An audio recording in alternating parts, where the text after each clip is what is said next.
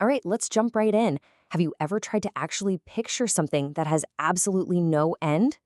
Welcome to today's explainer, where we're tackling a massive mind-bending concept, infinity. But we aren't looking at it through the lens of modern math or quantum physics today. Nope, we are traveling back thousands of years to see exactly how the ancient Egyptians took the limitless concept of eternity and gave it a physical form, a backstory, and even a day job. We're unlocking the secrets of the ancient Egyptian god He, who was quite literally the face of infinity. Seriously, though, how would you draw the concept of infinity? Today, we usually just slap down that sideways figure eight symbol and call it a day, right? I mean, it's clean, it's mathematical, but honestly, it's a little sterile. The ancient Egyptians didn't just want a geometric symbol, they wanted a living, breathing personification of endlessness. They wanted to capture the essence of a million years, of boundless space, of life that just never, ever stops. And how they pulled this off is absolutely fascinating. So here's our roadmap for this explainer. First, we'll look at the face of infinity, then his origins in the Ogdoad. After that, we'll spend some time decoding the symbols, explore his role as the god of millions, and we'll wrap the whole thing up with Tutankhamun and eternal life. All right, moving into section 1, the face of infinity. Let's officially meet our god. His name is He. Now, depending on the translation you're reading, you might also see it spelled as Hu, Ha, or Hihu. He is the ancient Egyptian personification of infinity or eternity. But here is the really interesting part. Take a look at that definition. His name originally meant flood. Now, why a flood? Well, the Egyptians believed that before the world was even created, there was nothing but this vast watery chaos. Think of an endless, pitch-black ocean with no shorelines and no bottom. Because these pre-creation waters were completely boundless, He became the physical personification of that infinite expanse. It's actually a pretty brilliant way to conceptualize eternity, if you think about it. That brings us to section 2, origins in the Ogdoad. To fully understand He, we really need to look at his family tree. The Ogdoad was this ancient pantheon of 8 primeval deities, and their worship was mostly centered at Hermopolis, Megna. Notice how they're perfectly paired up into male and female counterparts. We've got Nu and Naunet representing that deep, watery abyss, Amun and Amenet standing for hiddenness, Kuk and Kuket representing the darkness, and right there at the top, we have Het and his female consort Hauhet representing infinity. Together, this squad represents all the chaotic, formless elements that existed way before our structured world was ever created. The crucial point here is the massive contrast between these two states of being. On one side, we have Nu, that infinite, watery chaos. On the other side, we have the created world, which is a finite, structured universe. But here's the thing, a finite universe needs actual space to exist within, right? And that is exactly what Hek provided. In their creation mythology, He acted as this infinite backdrop. He provided the limitless space and the boundless potential that gave the other gods the actual room they needed to build the universe. But He wasn't just some passive background decoration. He had highly functional jobs in the cosmos. Aside from giving the gods space to create, He is super active in keeping the physical universe from falling apart. He frequently helps Shu, the god of air. Together, they physically support the sky goddess Nut, literally holding her high above the earth. Actually, in a really famous ancient text called the Book of the Heavenly Cow, there aren't just 1, but 8 He gods depicted right alongside Shu. They collectively act as the literal pillars of the sky, so the whole thing doesn't just come crashing down on us. Okay, let's jump into section 3, decoding the symbols. This is where it gets really visual. When you look at ancient Egyptian reliefs and artifacts, He's image isn't just a picture, it's carefully constructed, almost like a visual sentence.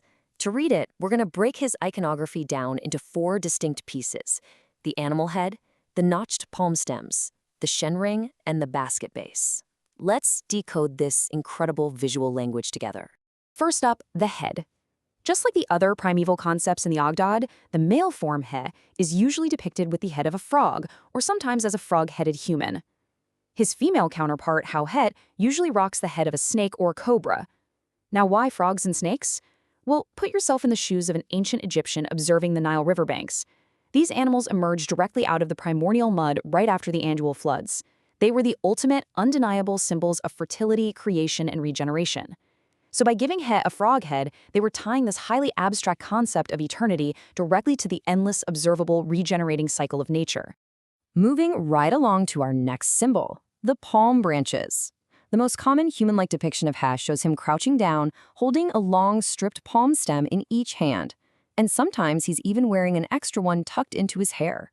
What's so cool about this is the practical, real-world origin of the symbol. Palm stems were actually used by priests in Egyptian temples for ceremonial timekeeping. They would physically carve notches into the rib of the palm to count off the passing years.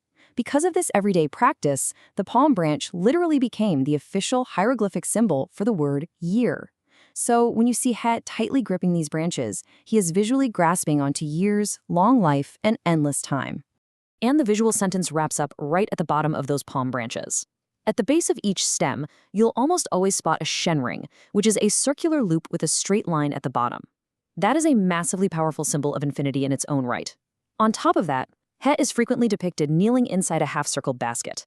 In Egyptian hieroglyphs, this specific basket shape represents the word all. So, when you put the whole shebang together, the basket, the Shen rings, and the notched palm branches, the image of He quite literally translates to the phrase all infinite years.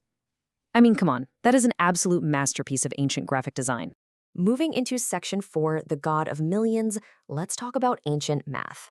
So ancient Egypt actually utilized a base 10 decimal point numbering system. They had a simple stroke to represent 1, a hobble for 10, a coil of rope for 100, and a lotus plant for 1,000. But what did they do when they needed to write down the number 1 million? They didn't just string together a bunch of zeros or invent some random new abstract shape. Nope, they used the full hieroglyph of the god He in his normal kneeling position, holding his palm branches. The thing to understand here is that the primary meaning of the word He actually evolved over time to mean million or millions. To an ancient Egyptian, 1 million wasn't just a really big quantity you'd use for counting grain or tallying up bricks. It was a number so incomprehensibly vast that it was essentially considered the exact equivalent of infinity itself. And that is exactly why He is also famously referred to by Egyptologists as the god of millions of years. He was the literal embodiment of the absolute highest, most unreachable number they could possibly imagine.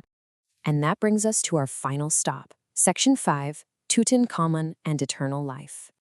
Here's a really interesting quirk about He. Unlike a lot of other major Egyptian deities, he didn't really have a dedicated cult center or massive sanctuaries where everyday people went to worship him. Instead, his veneration was highly personal, super symbolic, and tied very, very closely to royalty. Kings desperately desired those millions of years for their reign on Earth and, crucially, for their afterlife. Just look at the legendary tomb of King Tutankhamun. He is practically everywhere. He's found in 2 cartouches right alongside the king's name. He's carved onto the handles of this magnificent alabaster lotus chalice. He's prominently featured on the backrest of a gorgeous cedar chair, sitting squarely on top of the hieroglyph for gold. There is even a spectacular royal mirror case found in the tomb that is completely carved into the shape of the god He. Now, if you zoom in and look closely at these royal artifacts, He is often crowned with a sun disk and a winged scarab beetle, which symbolizes existence itself. So the takeaway here is that this wasn't just fancy interior decoration for a tomb.